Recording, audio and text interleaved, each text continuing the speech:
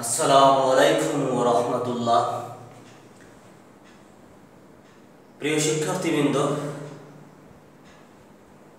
আজ 16ই অগাস্ট 2020 আমরা বাজার অধ্যায় উচ্চ মাধ্যমিক শ্রেণীর অর্থনীতি প্রথম পত্র এর চতুর্থ অধ্যায় বাজার, খুবই গুরুত্বপূর্ণ অধ্যায়। এর প্রথম ক্লাসটা আমরা অলরেডি ইউটিউবে আপলোড করেছি। আজকে বাজার অধ্যায়ের দ্বিতীয় ক্লাসটা করব ইনশাআল্লাহুল আজিজ। তো দ্বিতীয় ক্লাসটা করার পূর্বে, আজকের এই ক্লাসটা করার পূর্বে অবশ্যই প্রথম ক্লাসটা দেখে নেওয়া জরুরি। আমার ইউটিউব চ্যানেলের নাম মশিউর রহমান। এইটা লিখে সার্চ দিলে ইউটিউব চ্যানেলে অলরেডি শ্রমবাজারের ক্লাস দেয়া আছে এবং বাজারের প্রথম ক্লাসটা দেয়া আছে। প্রথম ক্লাসটা দেখে তারপর এই ক্লাসটা দেখলে তোমরা ক্লাস থেকে উপকৃত হতে পারবে ইনশাআল্লাহ। তো আজকে আমরা এই দ্বিতীয় ক্লাসটা শুরু করতে যাচ্ছি। প্রথম ক্লাসে আমরা বাজারকে প্রতিযোগিতার ভিত্তিতে দুইটা ভাগে ভাগ করে পূর্ণ প্রতিযোগিতামূলক বাজারের বৈশিষ্ট্য এবং এই বাজারকে আমরা সংজ্ঞায়িত করেছি। আজকে আমরা পূর্ণ প্রতিযোগিতামূলক বাজারে পূর্ণ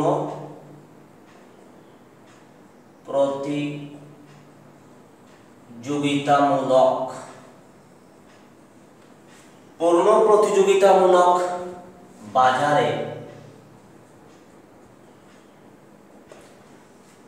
মোট আয়, পূর্ণ প্রতিযোগিতামূলক বাজারে মোট আয়, গড় আয় ও প্রান্তিক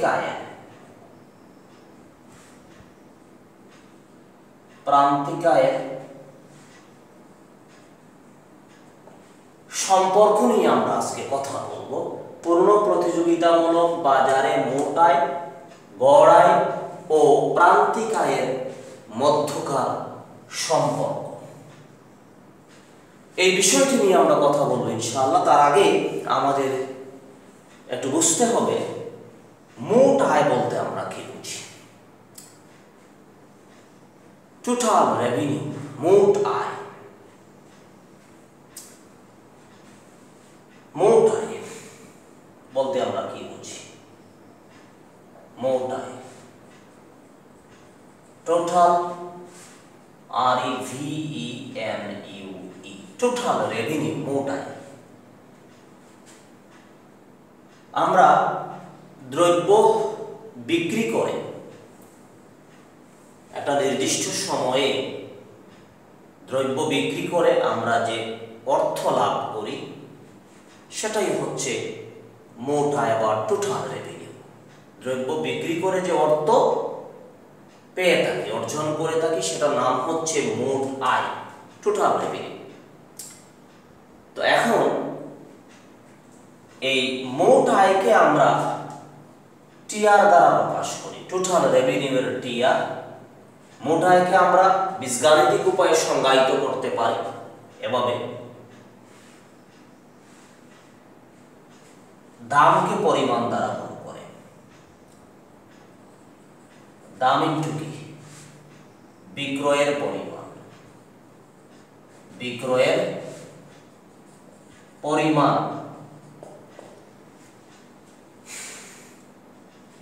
অর্থাৎ মোট আয়টা হচ্ছে, এই দাম হচ্ছে দ্রব্যের একক প্রতি দাম।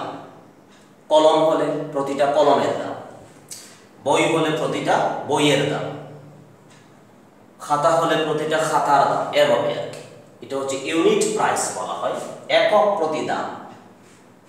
প্রতিটা জিনিসের দামকে যখন আমরা বিক্রয়ের পরিমাণ দ্বারা গুণ করে যে মান পাই তাকে বলা হয় মোট আয়। তাহলে আমরা বলতে পারি একক প্রতি দামকে বিক্রয়ের পরিমাণ দ্বারা গুণ করে, বিক্রয়ের পরিমাণ বা উৎপাদনের পরিমাণ, মূলত আয়টা পাই আমরা কিভাবে, উৎপাদিত দ্রব্যটা বিক্রয় করে, এজন্য আমরা বিক্রয়ের পরিমাণ বলতেছি। তো একক প্রতি দামকে বিক্রয়ের পরিমাণ দ্বারা গুণ করে যে মান পাওয়া যায়, যে ফলাফল পাওয়া যায়, তার নাম হচ্ছে মোট আয়, টোটাল রেভিনিউ, টিআর। আমরা সংক্ষেপে এভাবে লিখতে পারি টিআর, অথবা শুধুমাত্র আর দ্বারাও প্রকাশ করতে পারি আমরা। শুধুমাত্র আর যদি লেখা থাকে বুঝতে হবে রেভিনিউ, অর্থাৎ এটা মোট রেভিনিউকে বোঝাচ্ছে। R is equal to P into Q, প্রাইসের পি, আর কিউ মানে হচ্ছে কোয়ান্টিটি অফ সেল, বিক্রয়ের পরিমাণ, কোয়ান্টিটি অফ সেল, বিক্রয়ের পরিমাণ। তাহলে মোট আয়কে আমরা দামকে পরিমাণ পি ইন্টু কিউ দ্বারা আমরা কি করলাম, প্রকাশ করলাম, মোট আয়। যে কোনো বাজারে আমরা মোট আয় যখন বের করব, আমরা এই সূত্র ব্যবহার করে মোট আয়টা বের করতে পারব।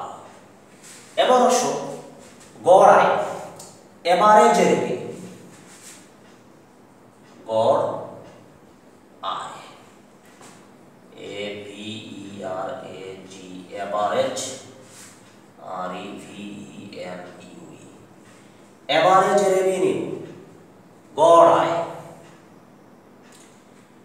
গড় আয়কে আমরা এআর দ্বারা প্রকাশ করতে পারি, এভারেজ রেভিনিউর এআর। তো গড় আয়ের সংজ্ঞাটা হচ্ছে মোট আয়কে বিক্রয়ের পরিমাণ দ্বারা ভাগ করে যে মান পাওয়া যায় তাকে গড় আয় বলে। যে কোনো গড়ের সংজ্ঞাটা দিতে হলে এই সূত্রটা যদি আমরা মনে রাখি, যে কোনো গড়ের সংজ্ঞা অর্থনীতিতে অধীন চলক ডিভাইডেড বাই স্বাধীন চলক, অধীন চলক ডিভাইডেড বাই স্বাধীন চলক, যে কোনো গড়ের সংজ্ঞা এই সূত্রটা মনে রাখলে আমরা দিতে পারি। অধীন চলককে স্বাধীন চলক দ্বারা ভাগ করে যে মান পাওয়া যায় তাকে বলা হয় গড়, দ্বারা ভাগ করে। যা দ্বারা ভাগ করি সেটা কোথায় থাকে, ভগ্নাংশের নিচে থাকে।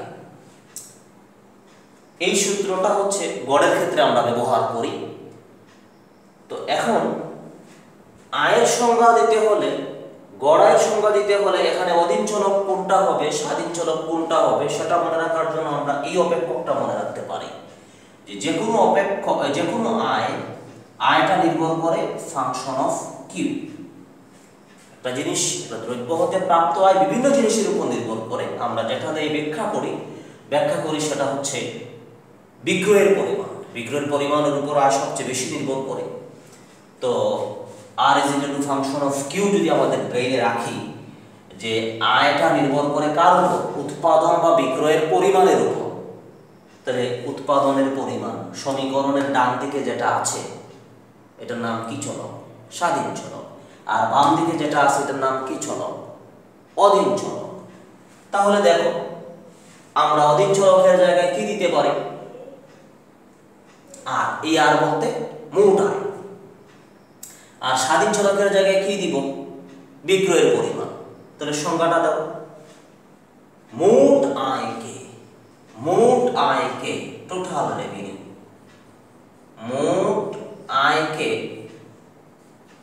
বিক্রয়ের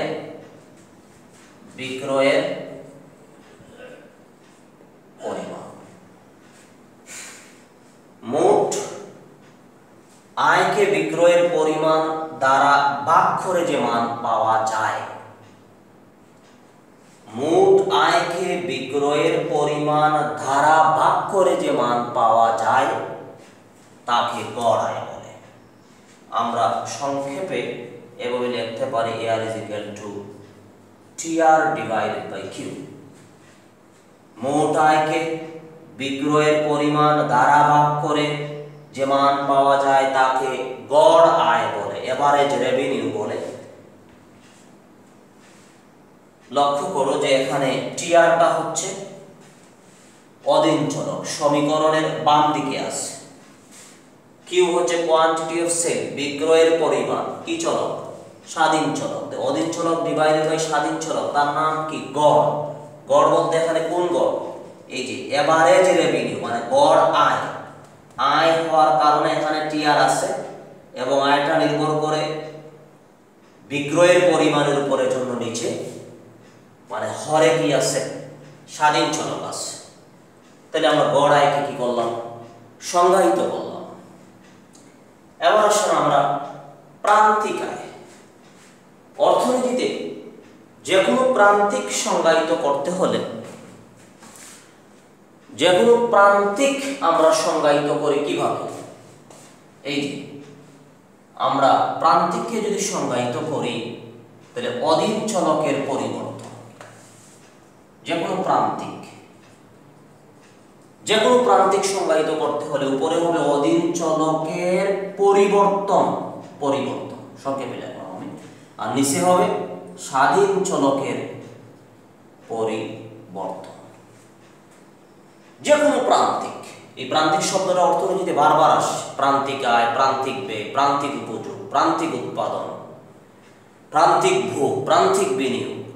তো সমস্ত প্রান্তিককে আমরা সংজ্ঞায়িত করতে পারবো যদি এই সূত্রটা আমরা মনে রাখি। অধীন চলকের পরিবর্তন ডিভাইডেড বাই স্বাধীন চলকের পরিবর্তন, মানে অধীন চলকের পরিবর্তনকে স্বাধীন চলকের পরিবর্তন দ্বারা ভাগ করে যে মান পাওয়া যায় তাকে প্রান্তিক বলে। প্রান্তিক বা মার্জিনাল, অথবা প্রান্তিক শব্দটার আরেকটা নাম ঢাল। প্রান্তিকের কনসেপ্ট ঢাল একই জিনিস। তো স্লোপ বা প্রান্তিক, মার্জিনাল, এই শব্দটা আমরা এই সূত্রের মাধ্যমে মনে রাখতে পারি। তো এখন আমাদের প্রান্তিক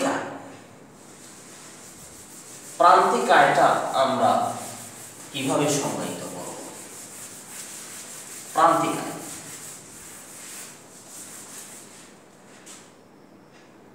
প্রান্তিক আয় ইংলিশ নামটা হচ্ছে মার্জিনাল, MARGINAL, মার্জিনাল রেভিনিউ। প্রান্তিক আয়, মার্জিনাল রেভিনিউ।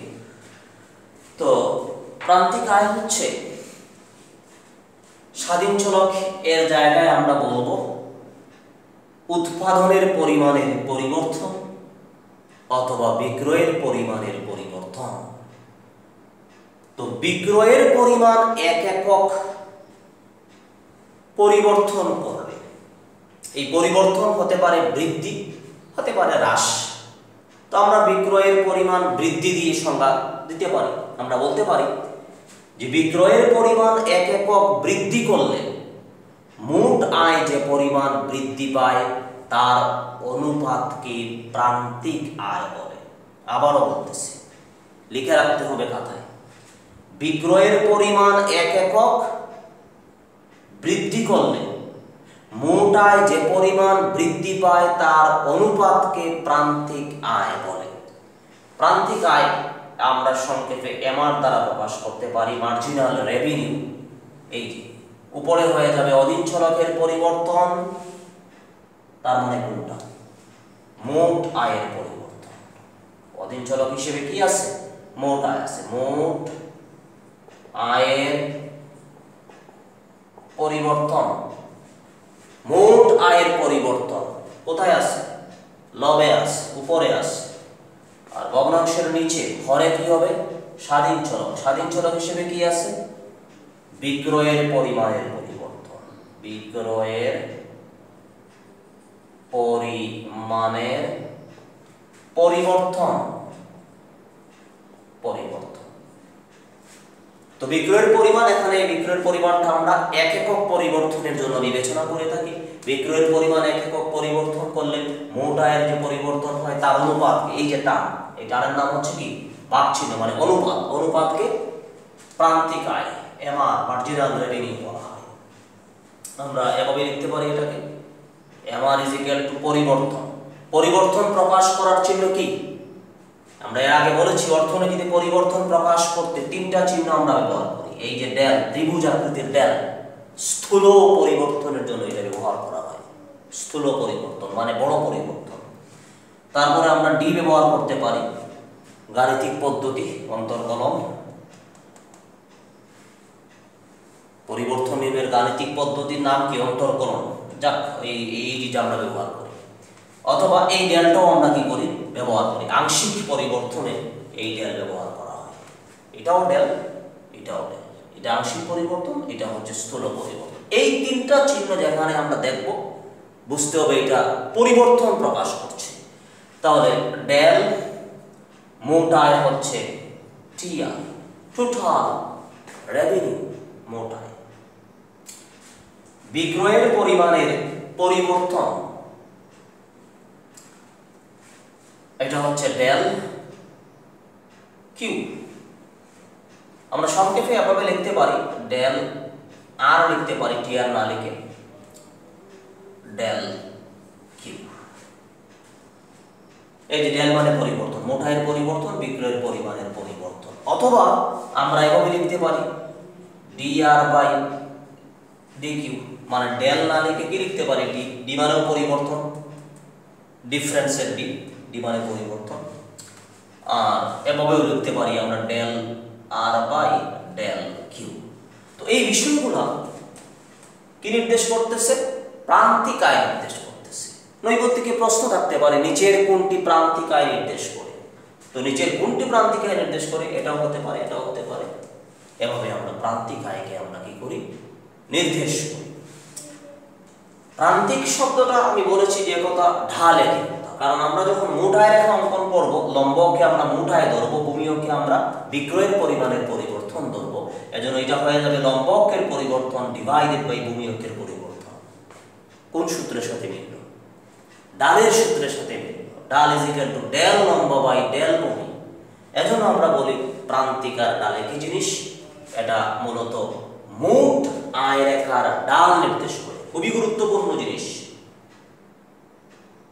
প্রান্তিক আয়টা কি নির্দেশ করে? মোট আয় রেখার ঢাল নির্দেশ করে। প্রান্তিক আয়টা মোট আয় রেখার ঢাল বা স্লোপ নির্দেশ করে। তো প্রিয় শিক্ষার্থীবৃন্দ, আমরা মোট আয় নিয়ে কথা বললাম, গড় আয় নিয়ে কথা বললাম, প্রান্তিক আয় নিয়ে কথা বললাম। এই বেসিকগুলা খুবই ক্লিয়ার কি করতে হবে, রাখতে হবে। অর্থনীতি বুঝতে হলে এই বেসিক জিনিসগুলো সম্পর্কে আমাদের ক্লিয়ার সুস্পষ্ট ধারণা রাখতে হবে। মুখস্থ করে অর্থনীতি বোঝা যাবে না।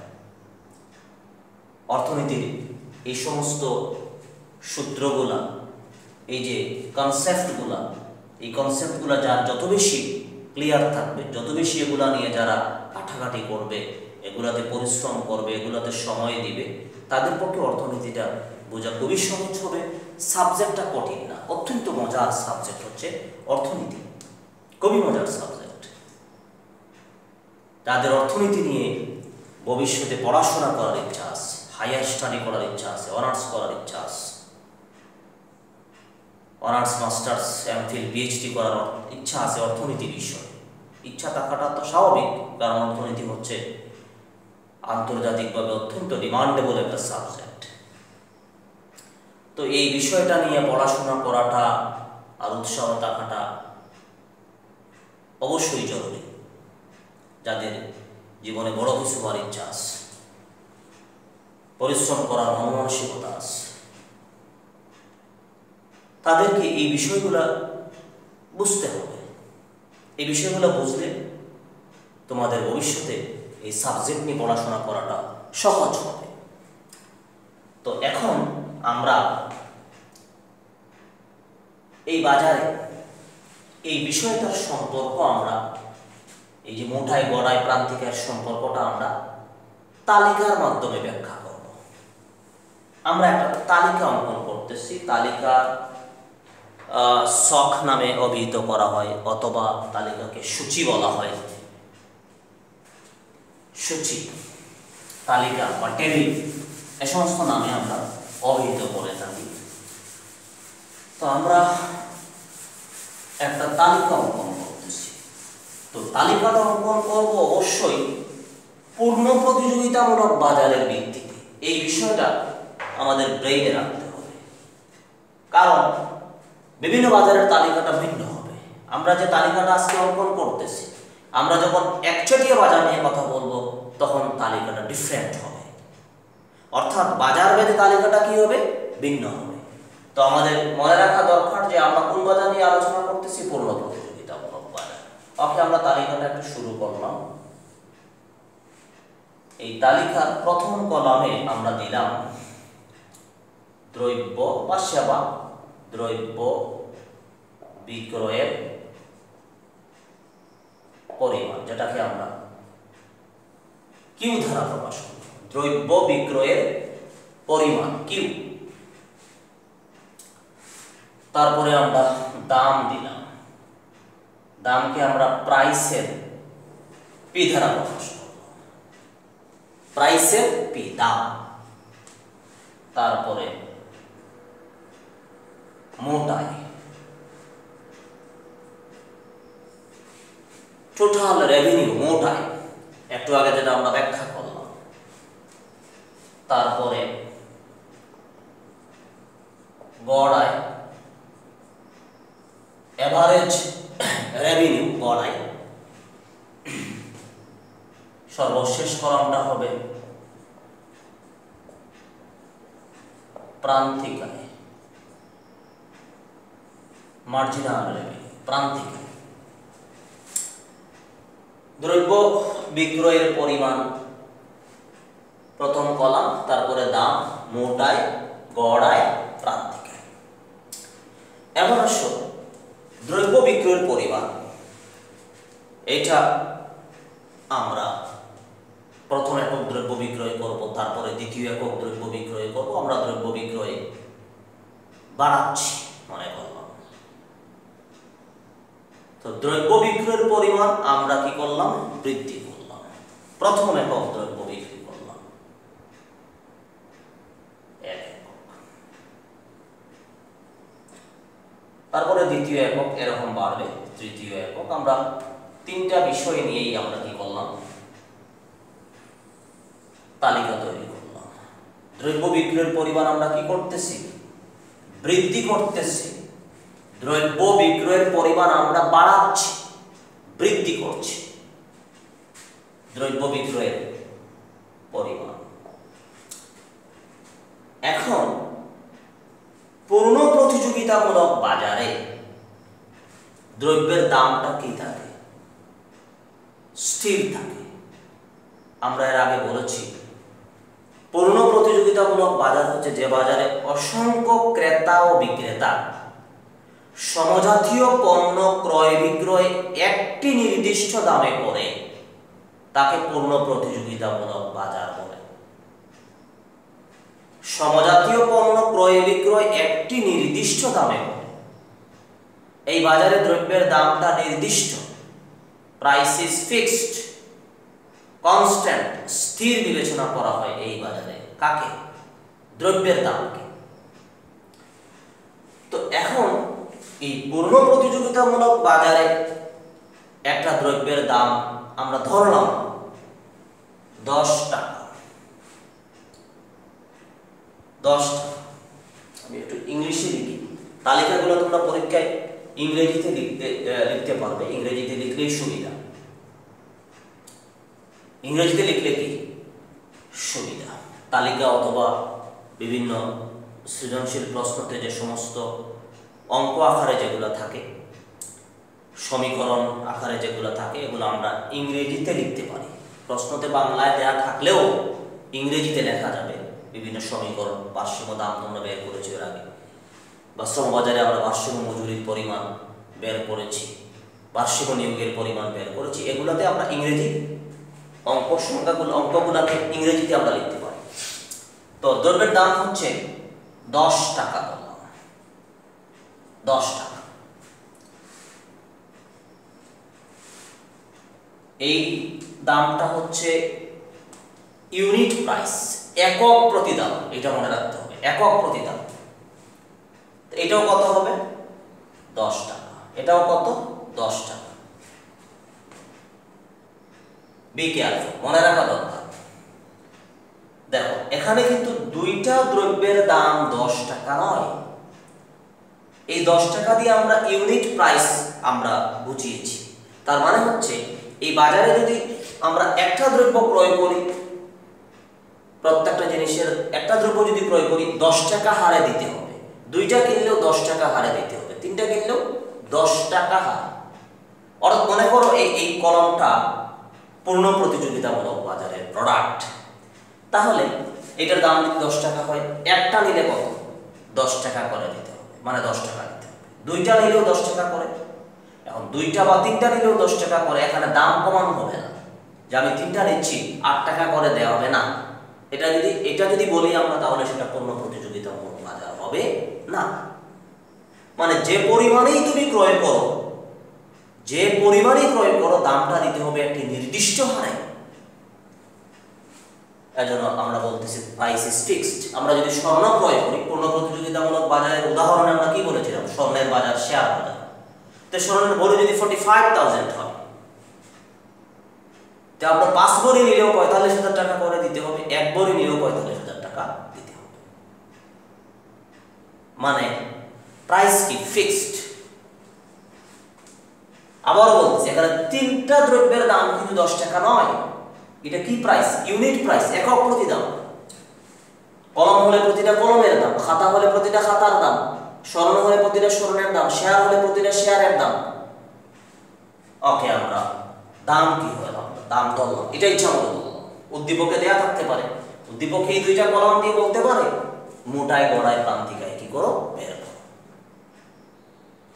বা উদ্দীপকে এই কলমটা দিয়ে বলতে পারে যে উদ্দীপকে উল্লেখিত বিষয়টি বা তালিকাটি কোন বাজারের সাথে সঙ্গতিপূর্ণ, বিষয়টা কি করো ব্যাখ্যা করো। তখন আমাদের এই কলামগুলো কি করতে হবে, তৈরি করতে হবে। কিভাবে তৈরি করব, আমরা অলরেডি পড়েছি মোট আয়, টোটাল রেভিনিউ বের করার সূত্র হচ্ছে P ইনটু কিউ। দামকে পরিমাণ দ্বারা গুণ করে যে মান পাওয়া যায় তাকে মোট আয় বলে।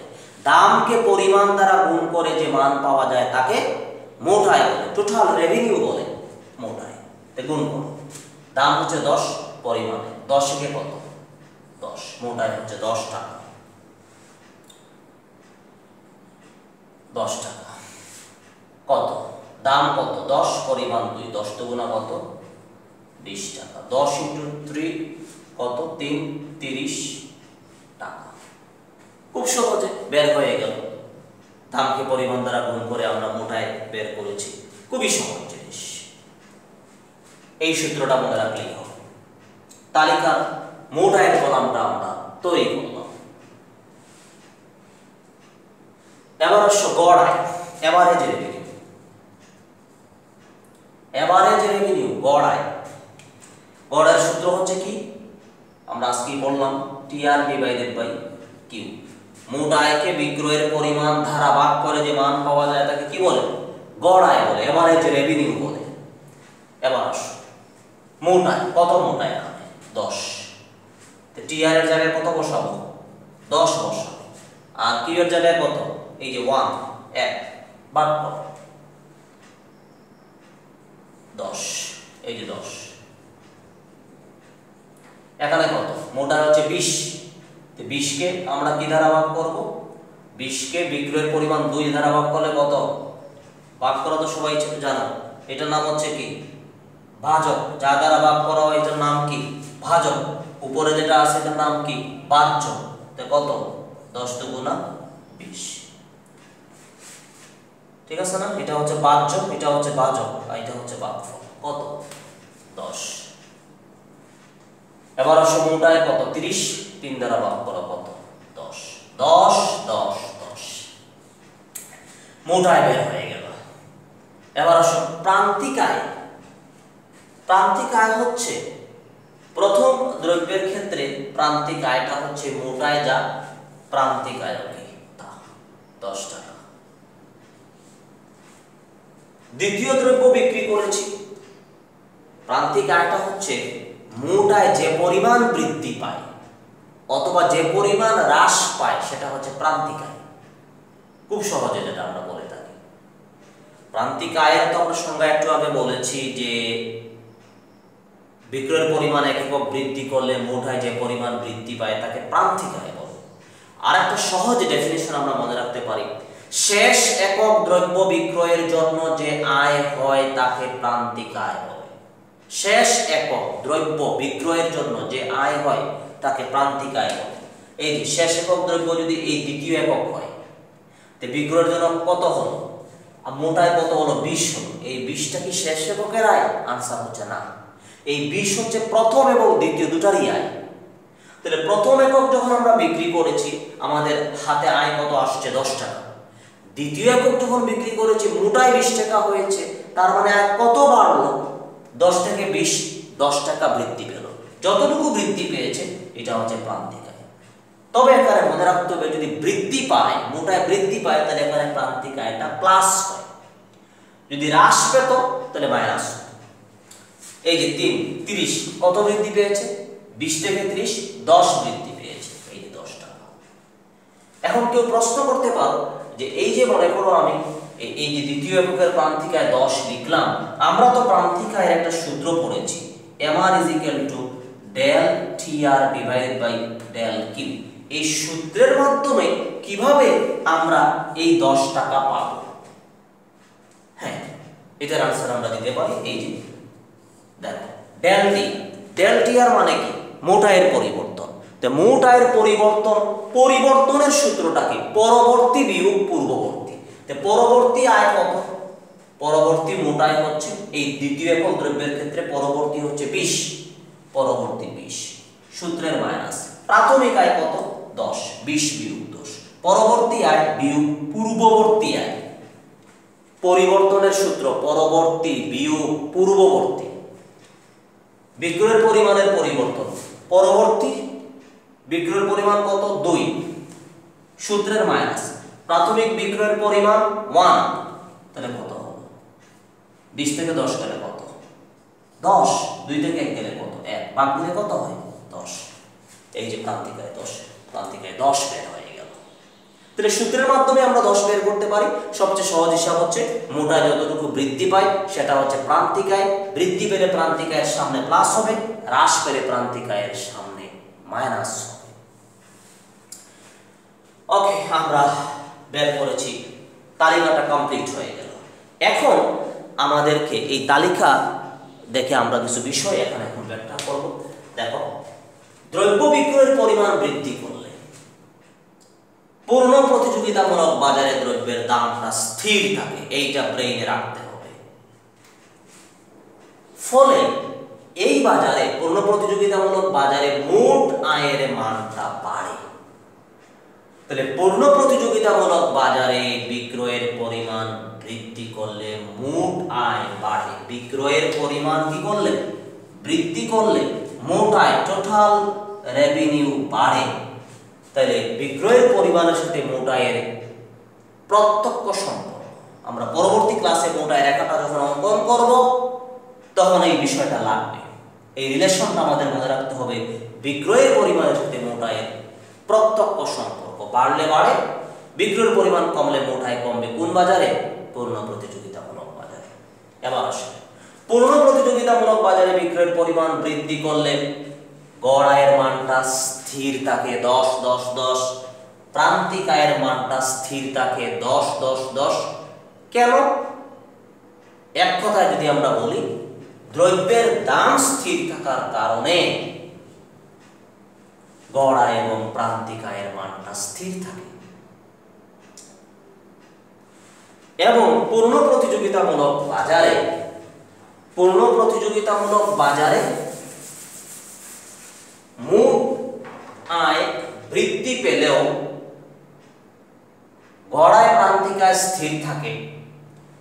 এবং এই বাজারে P = AR = MR। খুবই ইম্পর্টেন্ট প্রশ্ন। দেখা হয় যে পূর্ণ প্রতিযোগিতামূলক বাজারে P = AR = MR হয়। এই যে তালিকায় আনসারটা দেওয়া হয়ে গেছে। দাম স্থির থাকার কারণে এই যে AR, এই দামের কলাম কত, 10, 10, 10। গড় আয়ের কলাম কত, 10, 10, 10। প্রান্তিক আয়ের কলাম কত, 10, 10, 10। তার মানে কি, দাম, গড় আয় এবং প্রান্তিক আয় পরস্পর সমান। অবশ্য যে কোনো বাজারে দাম আর গড়ায় কি হয়? সমান হয় যে কোনো বাজারে, কিন্তু প্রান্তিকায় সকল বাজারে সমান হয় না। কোন বাজারে সমান হয়? পূর্ণ প্রতিযোগিতামূলক বাজারে দাম গড়া এবং প্রান্তিকায় পরস্পর সমান হয়।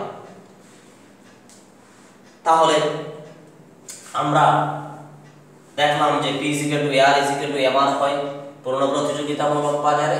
বিষয়টা আমরা তালিকার মাধ্যমে কি করলাম? ব্যাখ্যা করলাম। প্রিয় শিক্ষার্থীবৃন্দ, আমরা আজকের ক্লাসটা এখানেই শেষ করলাম। আগামী ক্লাসটা আসার আগ পর্যন্ত আমরা